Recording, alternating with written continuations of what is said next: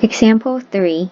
Based on the table in Example 2, what percent of students surveyed are 8th graders? Based on the table in Example 2, what percent of students surveyed preferred cupcakes? In this example, we're looking for something called a marginal relative frequency. So what it means is, in order to find out the answers to these questions, we should look at the margin of the table that we just did.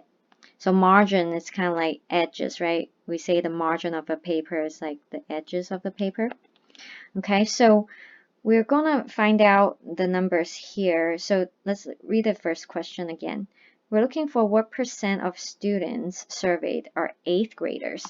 So which number on the margin tells us the number of 8th graders surveyed? Well, it's the 166, right? But this doesn't answer the question though, because it tells us the number, but it doesn't tell the percent. So now think about in middle school when we first learn about percent, we're always dividing that by the total number, right? So how many students in total did we survey? That's 320, right?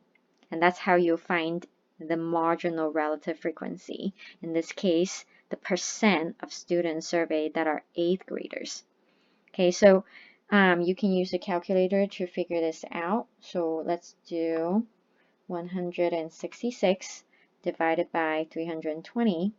It's going to give us a decimal, so I'm going to round it to 2 decimal places. It's going to give me 0.52. That's still not a percent, so we're going to convert that to a percent, which means we're going to times that by 100, or we can say we're moving the decimal place twice, so that's 52%. Okay. So the second question, what percent of students surveyed preferred cupcakes? So again, we're going to look at the margins, right? We're going to look at, okay, how many students like cupcakes? And it didn't say 7th or 8th graders, right? It doesn't matter what grade they're in. So 147 students in total like cupcakes. And we're going to divide it by the total number of students in this survey. We're going to do the same thing.